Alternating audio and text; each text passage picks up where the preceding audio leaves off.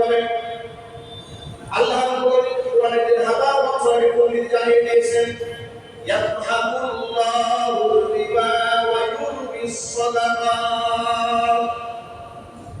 ইয়াতহাকুল্লাহু রিবা সুদ, ইয়াতহাকুল্লাহু রিবা সুদকে আল্লাহ নিশ্চিহ্ন করে দেন, ওয়া ইউরবিস সাদাকাত দানকে আল্লাহ বৃদ্ধি করে দেন। এখানে একটু ভালো করে শুনেন, সুদ মানুষকে কোনদিন কল্যাণ দান করতে পারে না, সুদ মানুষকে ধ্বংস করে দেয়। সুদ সমৃদ্ধি আনে, সুদ সামাজিক অশান্তির কারণ, রাষ্ট্রীয় অশান্তির কারণ। সুদ কখনোই দরিদ্র মানুষের পাথেয় নয়, এটা পুঁজিবাদীদের পাথেয়, ধনীদের পাথেয়। গরিবদের রক্ত চুষে খাওয়ার মাধ্যম হচ্ছে সুদ। যেখানে দিলে বলে একজন সুদী কারবার যারা করে, সে শুধু বলে 10 লক্ষ টাকা আপনি এক শিক্ষকের কাছ থেকে দিয়েছেন, আপনি ব্যবসায়ী লস খেয়েছেন, ওইটা মানবে? আমাদের নিকটতম একটা কিছুদিন আগে একটা সালিশ হল গাজীপুর, 1.5 লক্ষ টাকা সুদে দিয়েছিল, 5 লক্ষ টাকা পরিশোধ করেছে, এখনো 2 লাখ টাকা বাকি।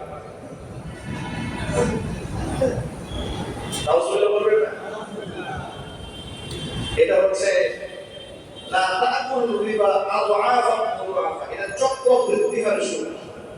মানে মাসে মাসে 10,000 টাকা দেওয়ার কথা দিতে পারে, কি করেছে 1.5 লাখ টাকা দিয়েছে না, ধরেন জানুয়ারিতে 10,000 টাকা দাম দেওয়ার কথা দেয়, সেখানে 10,000 টাকা আরো বৃদ্ধি পেয়েছে, পরের মাসে দেয় না, আবার ওখান থেকে ক্রমহারে আরো বৃদ্ধি, পরের মাসে 11,000 বেড়েছে, পরের মাসে 12,000 বেড়েছে। এরকম করতে করতে টাকার অঙ্ক হয়ে গেছে মনে। এখন এই ব্যবসা তো পাগল হয়ে গেছে, বহুত কষ্ট করে এখানে ঋণ করে, এখানে ধার করে, এখানে ঋণ করে মোটামুটি 5 লাখ টাকা শুরু করেছে। এখন 52,000 আগে সার্ভিস করে বেড়াতে আরো 2 লাখ টাকা বাকি আছে। সুদ এভাবে মানুষকে নিশ্চিত হওয়া করে, কিন্তু যাকাত মানুষকে সচ্ছল বানিয়ে দেয়। যে যাকাত ভিত্তিক অর্থ ব্যবস্থা বাংলাদেশে চালু হোক, এটাকে আপনারা চান? প্রত্যেকে চান? তো কিভাবে চালাবে? যাকাত ভিত্তিক অর্থ ব্যবস্থা যারা চায় না, যাকাত ভিত্তিক অর্থ ব্যবস্থা যারা পছন্দই করে না, যদি আপনি তাদের সঙ্গ দেন, তাহলে আপনি যাকাত ভিত্তিক অর্থ ব্যবস্থা বাংলাদেশে চালু করবেন কি করে? ঠিক কিনা বলেন? নামাজ যেমন ফরজ, যাকাত ঠিক তেমনই ফরজ। আবু বকর সিদ্দিক রাদিয়াল্লাহু তাআলা আনহু শাসনামলে নবীর ইন্তেকালের পরে যারা নও-মুসলিম ছিল, তারা অনেকেই মুরতাদ হয়ে গেছে, পূর্বের ধর্মে ফিরে গেল। মুসলিমদের মধ্যে একটা সংখ্যা দেখা দিল। আবু বকর সিদ্দিক খলিফা হলেন। রাসূল পাক সাল্লাল্লাহু আলাইহি ওয়াসাল্লামের যারা যাকাত দিত, তারা অনেকে যাকাত দেওয়ার ক্ষেত্রে শিথিলতা শুরু করে দিল। কেউ তো শিথিলতা দিচ্ছে, দেব দেয় না, এরকম করতেছে। হযরত আবু বকর সিদ্দিক রাদিয়াল্লাহু তাআলা আনহু কঠোর ঘোষণা করলেন, অবশ্যই যাকাত দিতে হবে মুসলমানকে। সাথী সঙ্গী যারা আছে তারা বলেন, হে আবু বকর রাদিয়াল্লাহু তাআলা আনহু, আপনি এত কঠোর হয়ে বা কেন কঠোর হবেন? রাসূল ইন্তেকাল হয়ে গেছে মাত্র। রাসূলের ইন্তেকালের পর এমনিতেই মুসলমানদের মন ভাঙা। আবার যারা নও-মুসলিম ছিল অনেকে ইন্তেকাল করেছে, মুরতাদ হয়েছে, পূর্বের ধর্মে ফিরে গেছে। আপনি যদি যাকাতের ব্যাপারে পিটাপিটি করেন, একটু কঠোর হন, তাহলে তো অনেকে ধর্ম ছেড়ে দেবে। এই কথার প্রতি উত্তরে আবু বকর সিদ্দিক রাদিয়াল্লাহু তাআলা আনহু কি বলেন শুনেন। তিনি বললেন, আয়াতুসুদ্দীনু ওয়া আনা হাইয়্যুন, দ্বীনের সামান্য ক্ষতি হবে আর আমি আবু বকর জিন্দা থাকলে তা হবে না। রাসূলের জামানায় যারা উট যাকাত দিয়েছে, তারা যদি উটের রশি দিতে অস্বীকার করে, কথা বুঝতে পেরেছেন? রাসূলের জামানায় যারা উট যাকাত দিয়েছে, তারা যদি আমার জামানায় এসে একটা উটের রশি দিতে অস্বীকার করে, আমি আবু বকর সিদ্দিক তাদের বিরুদ্ধে জিহাদের ঘোষণা করব। আল্লাহু আকবার। আমি তাদের বিরুদ্ধে জিহাদের ঘোষণা করব। যাকাত উম্মার জন্য এত অপরিহার্য একটা বিধান, যেটা আমাদের সমাজে একদম পরিত্যাক্ত। যাকাত নিয়ে আলোচনাও খুব একটা হয়, শুধু যাকাত নিয়ে ভয় ফেলে উঠতেছে। আয়াতটা নাযিল হয়েছে রোজার মাসে কিছু দান করেছেন, এরকম একটা অবস্থা। অথচ যাকাতের সাথে রমজান মাসের কোনো সম্পর্ক আছে? রমজানের সাথে যাকাতের কোনো সম্পর্ক, রমজানের সাথে সাধারণ দানের সম্পর্ক আছে। সাধারণ দান আপনি বেশি বেশি দান করেন, কিন্তু ধরন ইবাদত যাকাতের সাথে রোজার কোনো সম্পর্ক নেই। কিন্তু যাকাতের মুরগি, যাকাতের শাড়ি সব রোজার বিষয়, সারা বছরের খবর। যাকাত ভিত্তিক অর্থ ব্যবস্থা চালু না থাকার কারণে সুদ ভিত্তিক অর্থ ব্যবস্থা খুব অপ্রভাব হয়েছে। এমন কোনো দোকান নেই, খুব কম ব্যবসা বাণিজ্য হবে যেখানে সুদের দিক বেশি নাই। কথা ঠিক হবে, খুব কম দোকান পাবে যেখানে সুদের দিক বেশি নাই। এখন সুদে ইনভেস্ট করে হালাল বাণিজ্য আপনি কেমনি করবেন? মূল ধর্মটাই তো হারাম। এরপরে দোকানদার সেখানে বসে যেহেতু সুদের টাকা এনেছে ব্যবসায় বাধ্যতামূলক লাভ হতেই হবে, কারণ কিস্তি আছে। কি বলে? যদি বলেন আপনার ব্যবসায় লস হয়েছে, ব্যাংক মানবে, আরো কথা বলে ব্যাংক মানবে, ইসলামী ব্যাংক মানবে, বলে শরিয়া ভিত্তিক ব্যাংক। কথা বলে না, শরিয়া ভিত্তিক ব্যাংক যারা বলে তারা যদি আপনি ব্যবসায় লস খান তুমি মানবে? তাহলে শরিয়া হলো কেমন? কথা বুঝে দেখো না, যারা বলে এটা শরিয়া ভিত্তিক, তো শরিয়াতের কোন ভিত্তি হচ্ছে আপনি যদি লস খান লস মানতে হবে। ইসলামী ব্যাংক লস মানবে? 1 লাখ টাকা ইসলামী ব্যাংক থেকে আপনি এনে দেখেন, আগে 14 লাখ টাকা আপনি কিন্তু জমা দেওয়া লাগবে। বাড়ি ঘর আগে কিনে দিয়ে আসবেন, তার কাছে পাওয়ার দিয়ে আসবেন। আপনি বললেন না 5 লাখ টাকা ব্যাংক দেখবে না, আপনি যদি বলেন না আপনার ভিসা আপনি সাইন কোড লাগায় বিক্রি করেন, আপনার ঋণ শোধ করবেন। এটা সত্য না অসত্য? আমার বুঝে দেখুন, শরিয়া ভিত্তিক ব্যাংক যা বলা হয় বাংলাদেশে, এটা কি আসলে শরিয়া ভিত্তিক? আর ছেলে বলে না, এটা লেবেল লাগানো হয়েছে। কি লাগানো হয়েছে? লেবেল লাগানো হয়েছে। কোন কোন ক্ষেত্রে এগুলো আরো ভয়ঙ্কর। জায়েজকে যদি আপনি জায়েজ মনে করেন, হারামকে যদি হারাম মনে করেন, হারাম মনে করে যদি আপনি সেটা করেন, তাহলে আপনি একটা ফাঁসি কাজ করলেন। আর হারামকে যদি আপনি হালাল বলেন, হারামকে যদি হালাল বলেন, এটা কুফরি। হারামকে হালাল বলা কি? কুফরি। যদি হারাম জেনে করেন ফাঁসি, আর যদি হারামকে হালাল বলেন এটা কুফরি। যারা শরিয়া ভিত্তিক বলে, তারা 10 লাখ টাকা আপনাকে দিয়েছে, মর্গেজ দিয়েছে আপনার 20 লক্ষ টাকা জমি, আপনি ব্যবসায় লস করলেন, আপনাকে বলে মুদারাবা, মুশারাকা, মুরাবাহা, ব্যাংকে ঢুকে গেল বলবে, মানে যৌথ ব্যবসা। লাভ হলে ভাগাভাগি করে নেবেন, লস হলে ভাগাভাগি করে নেবেন। আপনি লস খাইয়া দেখেন, লস খেয়ে ব্যাংকে ঢুকে দেখেন, ওই মর্গেজ দিয়েছে তো আপনার বাড়ির জমি, ওটা বিক্রি করে বাড়িতে সাইনবোর্ড লাগায়া ব্যাংক থেকে টাকা নিয়ে নেবে। কথা সত্য না অসত্য?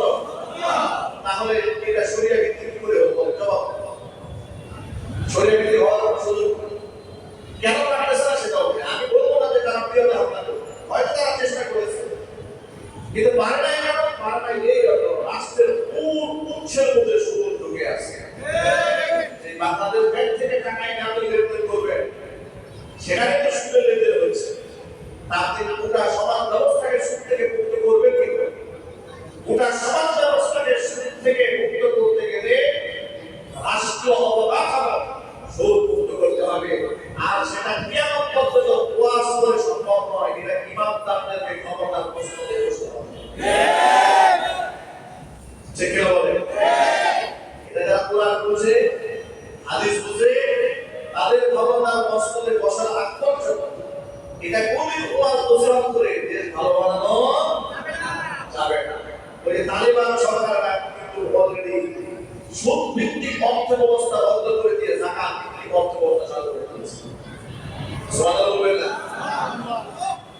সুদ ভিত্তিক অর্থ ব্যবস্থা আপনার পাকিস্তানের টোটাল বন্ধ।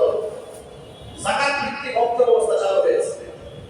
যাকাত ভিত্তিক অর্থ ব্যবস্থা চালু হয়ে 40 বছরের যুদ্ধ বিধ্বস্ত রাষ্ট্র মাত্র 5 বছরে ঘুরে দাঁড়িয়েছে, যেখানে তাদের আফগানি মুদ্রা কারেন্সি সেটা ডলারে বদলে নাই, $1 সমান 136 মুদ্রা ছিল আফগানি। আর বর্তমানে $1 সমতুল্য মাত্র 50 টাকা সামথিং হয়েছে, মানে প্রায় 70-75 টাকা এরা তাদের মুদ্রার মান বাড়িয়ে দিয়েছে। বিশ্বের অর্থনীতিবিদরা আফগানের মুদ্রার ব্যাপারে বক্তব্য দিচ্ছে সেদিন বেশি দূরে নয়, আফগান কারেন্সি পৃথিবীর ডলার ছাড়িয়ে যাবে। আল্লাহ বলতে পারেন আফগানের মুদ্রা এটা পৃথিবীর মধ্যে এতটাই তারা ধীরে ধীরে অগ্রসর হচ্ছে, অর্থনৈতিকভাবে স্বাবলম্বী হয়ে যাচ্ছে, এই পৃথিবীর অর্থনীতিবিদরা ধারণা করছেন সেদিন বেশি দূরে নয় তাদের এই কারেন্সি আফগান মুদ্রা এটা আমেরিকান ইউএস ডলারকে ছাড়াই যাবে।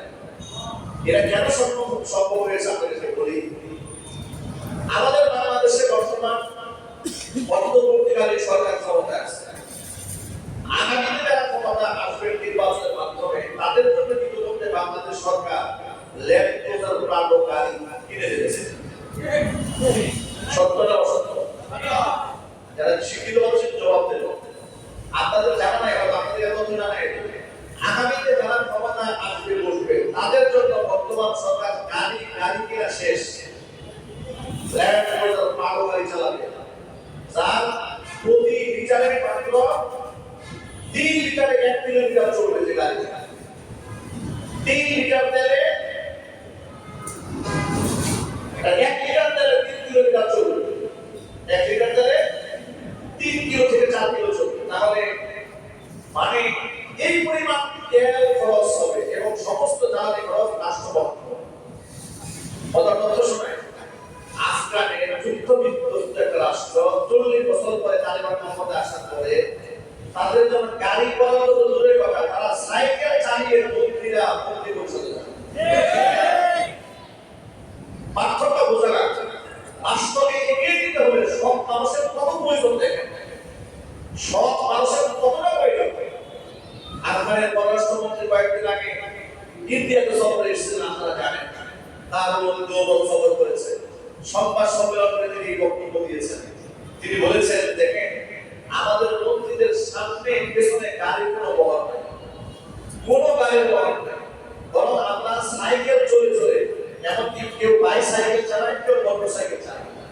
মোটর সাইকেল চালিয়ে বাংলাদেশের চাইতেও 6টা রাষ্ট্রের সমান পররাষ্ট্র এইরকম রাষ্ট্রের মন্ত্রীরা তারা সাইকেল চালিয়ে অফিস করে, সামনে গাড়ির বহর নাই, পিছনে সাইকেলের কোনো বহর নাই। কয়েকদিন আগে আল্লাহ মাহমুদ হক হাফিজাহুল্লাহ বিদেশ ঘুরে এসেছে। তারা বলেছেন আমরা পাহাড়িয়া গিরিপথ বেয়ে শত কিলোমিটার জার্নি করেছি, কিন্তু শত কিলোমিটার মধ্যে কোনো চুরি, কোনো ডাকাতি, কোনো চিন্তায় রাজানি হবে এই ধরনের কোনো সংখ্যা মানুষের মধ্যে আমরা দেখি। আল্লাহু আকবার বলেন। পরের দিনের মধ্যে টাকা নিয়ে রাস্তাঘাটে বাজারে যাইল না, পরের দিনের মধ্যে টাকা নিয়ে বাংলাদেশে পরের দিনের মধ্যে নেবে কলিজা সিলে যদি টাকা ঢোকান রাস্তাঘাট করে আপনার শোয়াবে আগে, এরপরে কলিজা সার্জারি করবে, টাকা দেবে, প্রকাশ্য দিবালকে নিয়ে যাবে, আপনাকে মারবে, জনগণ টাকাই দেখবে, প্রতিবাদ করবে। ঠিক না বলে? এটার নাম সুরা বাংলাদেশ। এটা কিসের বাংলাদেশ? সুরা বাংলাদেশ। এই দেশের চোরদের পক্ষে কথা বলা লোকের কোনো অভাব নাই, মাজলুমের পক্ষে কথা বলা লোকের কোনো অভাব নাই, খুনিদের পক্ষে কথা বলা লোকের কোনো অভাব নাই, কিন্তু জালেমের পক্ষে কথা বলার অভাব নাই, মাজলুমের পক্ষে লোক খুঁজে পাওয়া যায়।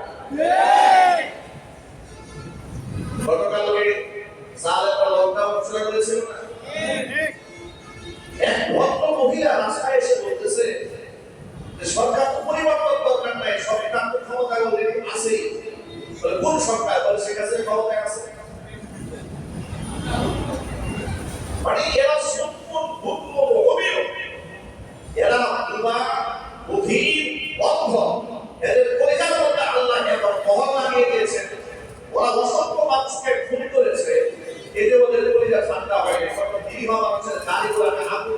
দিয়ে জানি বিশেষ করে দিয়েছে। ঠিক না ব্যাপারে কি বলে? তাদের পক্ষে লোকালিত করার কোনো ভাব না। বড় তারা হাজার কোটি টাকা চুরি করে বিদেশে বসে মাস্তি করতেছে, বড় বড় বক্তব্য দিচ্ছে, এই সাহস করে থেকে পায়। বিদেশ থেকে টাকা বাংলাদেশের মধ্যে রাস্তায় মিস্ত্রি নামায় দেয়, 500 টাকা 2000 5,000 টাকা দিয়ে রাস্তায় আগুন লেগে দেয় গাড়ির মধ্যে। লজ্জা হওয়া উচিত জাতি। আমি এটা যুবকদেরকে বলবো, যুবক ভাইরা, রাষ্ট্রবিরোধী দেশবিরোধী এই দেশের ভবিষ্যৎ নিয়ে তোমরা পুরো সন্ত্রাসী গুন্ডাদের কথায় কান দিবা না। এই দেশটা আমাদের সকলে, এই দেশটাকে আগলায় রাখতে হবে, বাঁচিয়ে রাখতে হবে, এর ভালোটা আমাদের বহন করতে হবে, এর উপর অবহেলা না হয়, এটা আমাদের রাষ্ট্রের কর্তব্য। ঠিক আছে বলেন? কথাটা এই জন্য বললাম,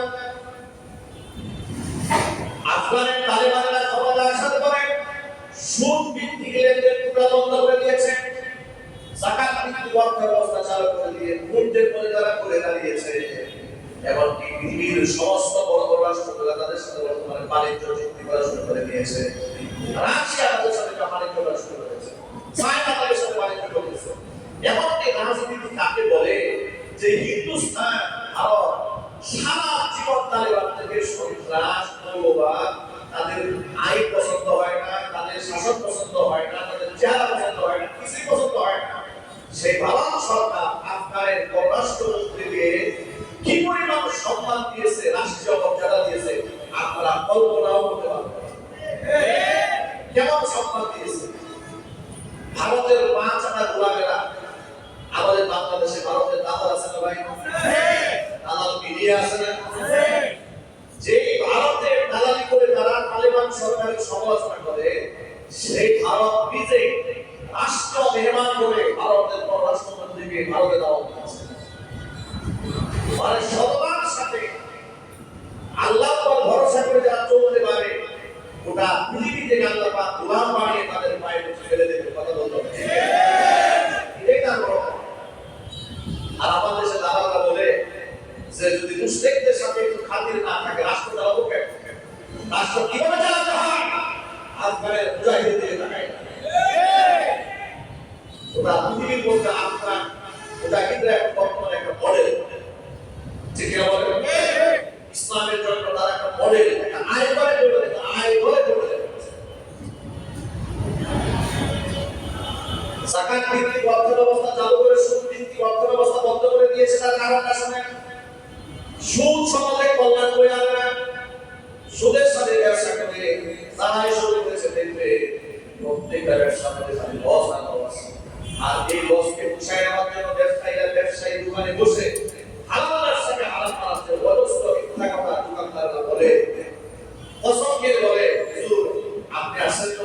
জি জি আমি আসছি। আর যাই হোক, আপনার সাথে আমরা মিথ্যা বলতে পারি? ইমাম সাহেবের কি আছে না? আমি সব ব্যবসায়ী কথা বলি না, অনেকে বলে আপনার সাথে মিথ্যা কথা বলবো। আপনি একটা বুঝুই মানুষ, মানে বুঝিয়েছে যে আপনার সাথে মিথ্যা কথা বলাটা কিভাবে না, কিন্তু অন্যের সাথে যায় না। এরপরে কসম কেটে বলে যে এই জিনিসটা আপনি 10 টাকা দিয়ে কিনছেন, আর আল্লাহ কসম করে আপনার জন্য আপনি 11 টাকা কিনছেন, আসলে 10 টাকা না কিন্তু 5 টাকা। এই যে অবস্থা ব্যবসা বাণিজ্যের মধ্যে চলছে, এটা জায়েজ না, হারাম। সততা তোমার দাঁড়িয়ে থেকে লাভ যদি কম হয়, আল্লাহ তাআলা এমন বারাকা দেবে, আল্লাহ বড় বড় অসুখ থেকে আপনাকে বাঁচায়। আপনি ঋণের বোঝা থেকে আপনাকে আল্লাহ হালকা বানায়, আপনি সহজ করে জীবনযাপন করেন। আল্লাহ বুঝার প্রত্যেকটা জোরে বলেন আমিন। আল্লাহ নবী সাল্লাল্লাহু আলাইহি ওয়াসাল্লাম একদিন যাচ্ছেন, এক ব্যবসায়ী খাবার দোকানে বসেছে, হুজুর দোকানের সামনে দেখে খাবারের স্তূপ করে আছে। হুজুর খাবারের স্তূপের ভিতরে হাত ঢুকে গেছে, হাত ঢুকে দেখে হাতের মধ্যে একটু ভিজা ভিজা লেগেছে। নবী করিম সাল্লাল্লাহু আলাইহি ওয়াসাল্লাম ব্যবসায়ীকে বলে, এই ব্যবসায়ী, এই যে খাবারের নিচে ভিতরের অংশটা কিছু অংশ ভিজা লাগলো কেন? নবী বললেন এটা আসাবাতুস সামা, মানে বৃষ্টির পানি পড়েছে। কি পানি পড়েছে? বৃষ্টির পানি পড়েছে। হুজুর বললেন তাহলে তুমি নিচের খাবারটা উপরে উঠায় রাখতে, যাতে করে ক্রেতা দেখতে পারবে যে অংশ ভিজা আছে, এটা শুকনো আছে। এই কাজ তুমি কেন করলে? বলে দেখো, মান গাসসা আলাইসা মিন্নি, যেই ব্যক্তি ধোঁকা দেয় সেই ব্যক্তি আমি মুহাম্মদ সাল্লাল্লাহু আলাইহি ওয়াসাল্লামের উম্মতের অন্তর্ভুক্ত নয়। সুবহানাল্লাহ বলবেন না? কি নাই ইসলামে ভাই, কি নাই ইসলামে? ইসলামকে আপনি তো অন্য ধর্মের সাথে তুলনা করলে হবে না। যারা বলে সকল ধর্মের সমান অধিকার, এগুলো মাথা নষ্ট। আর ঠিক আছে, যারা বলে সকল ধর্ম সমান, এগুলো মাথা ঠিক আছে? সকল ধর্মের মধ্যে আপনি ব্যবসা বাণিজ্যের ইনসাফ পাবেন? পাবেন না। ইসলাম তো সব আছে। ইসলাম তার জীবন ব্যবস্থা উপহার দিয়েছে মানুষকে। চিৎকার দেন আল্লাহু আকবার। ইমাম বুখারী রাহমাতুল্লাহি আলাইহি নাম শুনেছেন? মুহাম্মদ ইবনে ইসমাঈল আল বুখারী রাহিমাহুল্লাহ জান্নাতুল ফিরদাউসের সবুজ মাকামালা পাঠাকে দান করেন। সবাই জোরে বলুন আল্লাহু আমিন। শুধু মুহাদ্দিস ছিলেন না, বড় মাপের ব্যবসায়ী ছিলেন, অনেক বড় মাপের ব্যবসায়ী। তার কাছে একটা কিছু কেউ আসে না। আসার পরে ইমাম বুখারী রাহমাতুল্লাহি আলাইহির সাথে কিতাব মাল নিয়ে দাম দর। বুখারী রাহমাতুল্লাহি আলাইহি মনে মনে ভাবলেন যে তাকে আমি ৫,০০০ টাকার বিনিময়ে ১৫টা দিয়ে দিই। কিন্তু দাম দর এখন ফিক্সড হয়। ফিক্সড হওয়ার আগেই লোকটা চলে গিয়ে বলবো যে আমি আপনার কাছে এসে পরবর্তী দাম দিয়ে কাউন্ট করবো। এই কথা বলে সে চলে গেছে। তারপর এখন ফাইনাল হয়। কিন্তু ইমাম বুখারী মনে মনে চিন্তা করেছেন আমি ৫,০০০ টাকা হলে এই ১৫টা দিয়ে দিই। ওই লোকটা ২ দিন হয়ে গেল আসে না। এই ২ দিনের মাঝখানে অল্প এক তরবিদা এসেছে। এসে ইমাম বুখারী রাহমাতুল্লাহি আলাইহির কাছে ওই ১৫টার দাম বলে ১০,০০০ টাকা। ১০,০০০ দিরহাম দাম বলেছে। ইমাম বুখারী রাহমাতুল্লাহি আলাইহি বলেন না, এটা তোমাকে দেব না। কেন দেব না? এত টাকা বলা দেব না, কেন বলা দেব? কেন দেব না? বলে আমি মনে মনে আরেকজনের কাছে এটা ৫,০০০ দিরহাম বিক্রি করার নিয়ত করেছি। তারপর ফাইনাল হয়নি, কিন্তু মনে মনে নিয়ত করেছি। এরপরে লোকরা চলে গেল। ২ দিন পরে লোকরা এসেছে, তাদের কাছে থেকে ৫,০০০ দিরহাম এটা বিক্রি করে দিয়েছে। তারা শুধু মুহাদ্দিস ছিল না, একটু চিন্তা করেন বিক্রি করতে তো তা ওয়াদা খেলাফ হলো না, চুক্তিও নষ্ট হলো না। তাদের তাকওয়া, তাদের ব্যক্তিগত আমানতদারি, তিনি বলেন যে তার সাথে আমার চুক্তি না হলে তো আমার মনের সাথে আমার একটা চুক্তি হয়ে গেছে। সুবহানাল্লাহ বলবেন। এই ছিল আমাদের আকাবিরদের লেনাদের। আর আমাদের লেনাদের অবস্থা কেমন হয়েছে যে কেউ একটা পণ্যকে ২০ টাকা বলেছে, ওনার সাথে যদি আরেকটা ৩০ টাকা বলে তাহলে তাকে যুক্তি তর্ক দিয়ে সরাই দিয়ে ৩০ টাকা বিক্রি করার পারা না। যেটা বেড়ে গেল আমরা ব্যবসা বাণিজ্য কিভাবে নষ্ট করেছি। বুখারী শরীফের একটা হাদিস থেকে আপনাদেরকে গল্প শোনাই। ইমাম বুখারী রাহিমাহুল্লাহ তাআলা একটা হাদিস বলেছেন, জনৈক ব্যক্তি একটা জমি বিক্রি করেছে। জমি বিক্রি করার পর টাকা পয়সা সব পরিশোধ হয়ে গেছে। এখন জমি তিনি বুঝে নিয়েছেন, জমির চাষাবাদ করতে গিয়ে মাটি ঘুরে সেখানে একটা স্বর্ণের ভর্তি একটা কলস পেয়েছেন। কলসের মধ্যে বেশ কিছু স্বর্ণের মুদ্রা টুকরা আছে। পাওয়ার পরে এখন যে জমি কিনেছেন তিনি এটা পাওয়ার পর বলতেছেন, আমি তো জমি কিনেছি, আমি তো স্বর্ণ কিনি নাই। আমি তো জমি কিনেছি, স্বর্ণ দামে কিনি নাই। এবার তিনি স্বর্ণের সেই ইটা নিয়ে হাড়িটা নিয়ে ওই জমির মালিকের কাছে গেছে, পূর্বের মালিকের কাছে। ভাই, আপনার কাছে আমি জমি খরিদ করেছিলাম, কিন্তু এটা কিনে নাই, জমির চাষাবাদ করতে গিয়ে এটা নিয়ে গেছি। ওই কাছে বলে না, এটা নেব। আপনার কাছে জমি বিক্রি করেছি মানে জমির মধ্যে যা আছে সব সহ নেব বলে গেছে। সুবহানাল্লাহ বলবেন না? এই যে আমাদের সমাজে গাছ গাছালি সহ জমি ক্রয় করে ধরে গেল, এটাই তো বলবি জমির মধ্যে গাছ গাছালি থাকলে ওরা সবাই আপনাকে নেবে। উনি বলছেন না, আমি করে দিয়েছি, উনি বলে না। উনি বলে এটা আমি নেব না, সে বলছে আমি এটা নেব। আশ্চর্য ব্যাপার, এই কোন জামানা স্বর্ণ দিতে চায় কেউ নিতে চায় না। আল্লাহ পাক বলবেন না। আচ্ছা, তারা কেমন মানুষ হয়েছে বলেন তো? কেমন সুরার মানুষের পরিণত হয়েছে? প্রতিযোগিতা চলতেছে, এই পক্ষ বলে না এই স্বর্ণ আমার, পক্ষ বলে এই স্বর্ণ আমার। দুজনের মধ্যে ঝগড়া তৈরি হলো। ঝগড়া তৈরি হওয়ার পরে কাজীর কাছে বিচার পেলেন। বিচার দেওয়ার পরে কাজী কি ফয়সালা করে শোনেন। কাজী ফয়সালা করে বলছেন, আচ্ছা ঠিক আছে, তোমরা তো কেউ স্বর্ণ নিতে চাও না, বলে না এই স্বর্ণ ওনার, এটা আমি নেব। এটা বলে না এটা ওনার, আমি এটা নেব। উনি বললেন এক কাজ করো, তাহলে কাজ করো। ঠিক আছে, তোমাদের ছেলে মেয়ে আছে? কেনা বিক্রেতাকে জিজ্ঞেস করছে, ঘরে ঘরে ছেলে মেয়ে আছে বিবাহিত উপযুক্ত? ঘরে আছে। আমার ঘরে একটা ছেলে আছে, বলে আমার ঘরে মেয়ে আছে। এই ছেলে এবং মেয়ে দুইজন বিবাহের বন্দোবস্ত করে। বিবাহের মধ্যে যত খরচ হবে এই টাকাতে বিয়ে দেওয়া হবে। এই ছিল মুসলমানদের ব্যবসা বাণিজ্যের ঐতিহ্য, এই ছিল তাদের ইমানের অবস্থা। আর আমরা কোথায় তাদের আচরণ থেকে আমরা কত যোজন যোজন কিলোমিটার দূরে চলে এসেছি। আমরা ধোঁকা, প্রতারণা, ওজনে কম দেওয়া, খাদ্যে ভেজাল দেওয়া, 2 নম্বর জিনিসকে 1 নম্বর বলে বিক্রি করা, এই তো আমাদের ব্যবসা বাণিজ্য। আমাদের ব্যবসা বাণিজ্য আমাদের এত লাগে, আমাদের পেরেশানি কেন দূর হয়? এই সমস্ত অসংখ্য কারণে আমাদের পেরেশানি দূর হয়। ঠিক না? যদি বলেন হাদিস শরীফ থেকে শোনাচ্ছি আপনাদেরকে, আল্লাহ নবী সাল্লাল্লাহু আলাইহি ওয়াসাল্লাম বলেছেন, ইউহশারু তুজ্জার ইয়াউমাল কিয়ামাতি ফুজ্জার, কিয়ামতের দিন ব্যবসায়ীদেরকে পাপিষ্ঠ রূপে আল্লাহ দরবারে হাজির করা হবে। বলেন নাউযুবিল্লাহ। তবে হাদিসের শেষ অংশে নবী বলেন, ইল্লা আমিত্তাবা ওয়া সাদ্দাকা, তবে সব ব্যবসায়ীদেরকে নয়, যারা সত্যবাদী আমানতদার ব্যবসায়ী তাদের বিষয়টা কিন্তু, কারণ সত্যবাদী আমানতদার ব্যবসায়ীদের হাসর হবে নবীদের সাথে। আত্তাজিরু সাদুকুল আমিন মা'আন নাবিয়্যিন ওয়াস সিদ্দিকিন ওয়াস শুহাদা, সত্যবাদী আমানতদার ব্যবসায়ীদের হাসর হবে নবীদের সাথে, সিদ্দিকদের সাথে, শহীদদের সাথে। জোরে জোরে বলেন সুবহানাল্লাহ। ব্যবসায়ীরা যখন আপনারা ওজন দিবেন সাবধান, কোরআন বলে দিয়েছেন, ওয়াইলুল লিল মুতাফফিফিন আল্লাযীনা ইযা কালু আলান নাসি ইস্তাওফুন ওয়া ইযা কালুহুম আও ওয়াজানুহুম ইউখসিরুন। ওই সমস্ত ব্যবসায়ী যারা ওজনে যখন নিজেরা নেয় পরিপূর্ণ করে দেয়, আর পাবলিককে যখন দেয় তখন ওজনে কম দেয়। এরকম দোকানদারি মনে হয় দুনিয়ায় নাই, কি বলেন? আছে না নাই? আরে তেলের পাম্পে আমরা গাড়ি চালাই, তেলের পাম্প থেকে আমরা তেল কয়েকদিন আগে দেখলাম যে একটা পাম্পে আপনার ভোক্তা অধিকার পরিষদের লোকেরা ভাড়া দিয়েছে। সেখানে দেখা যাচ্ছে প্রতি লিটার থেকে তারা সেখানে বেশ কিছু অংশ কম দিচ্ছে, পরিমাণ বেশ কিছু কম দিচ্ছে। এটা অটোমেটিক। তারা মনে হয় কি করে সম্ভব? বলে মেশিনটা এমন ভাবে সেট করে দেওয়া যে আপনার এখানে অটোমেটিক যদি 1000 টাকা তেল নেন, আপনি 900 টাকা পাবেন, 100 টাকা পাবেন।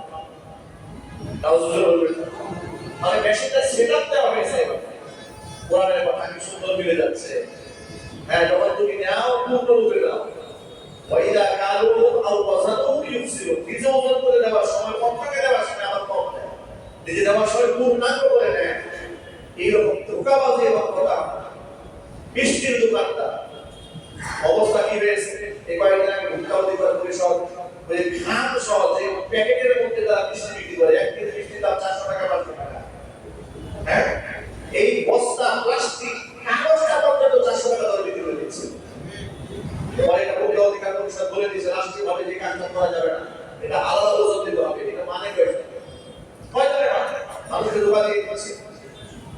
এইভাবে প্রতি সেক্টরে ব্যবসা করছে, বাণিজ্য করছে, মনে করে মসজিদে নামাজ পড়তেছে, আমি আল্লাহ বলি, বছর বছর উমরা করি, হজ করি, আল্লাহকে আমাকে বেহেশত দেবে না।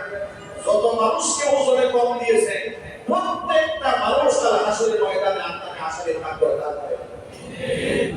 এত সহজ নয়, খুব সাবধান। সততার সাফ আমার বাড়িটা টাকা কাস্টমার ঘুরে বেশি হয়ে গেছে, আপনি বলে ঘুরে তুলতে গিয়ে টাকা বেশি পেয়ে গেছে, খুশি হওয়ার কোনো কারণ নাই, বেরেশান হয়ে যাবে। আমি টাকা বেশি দিয়ে ফেলেছি, তাকে ডাকবে না। কিংবা আপনি একজন বেকার, টাকা দেওয়ার সময় ভুলে আপনি কম দিয়েছেন, চলে গেছে, বলেছে টাকা আমি কম দিয়ে ফেলেছি। আপনি যদি ইমানদার হন, আপনারা ঘুরে ঘুরে খাবে আপনার ইমান। যেটা বেড়ে দিল, আপনি যদি ইমানদার হন, আপনি জোরে জোরে পড়ে যাবেন, যন্ত্রণায় জানি ভুল করেছি, আমি তো একটা মানুষকে 5 টাকা ঠকিয়ে দিয়েছি, 10 টাকা ঠকিয়ে দিয়েছি। এতটুকু ইমানদার আমানতদারিতা যার মধ্যে থাকবে, তার হাসরের ময়দানে নবীদের সাথে আল্লাহ তাআলা হাসর দান করবেন। সুতরাং এটা কখনই সম্ভব হবে যখন গোটা দেশের মধ্যে যাকাত ভিত্তিক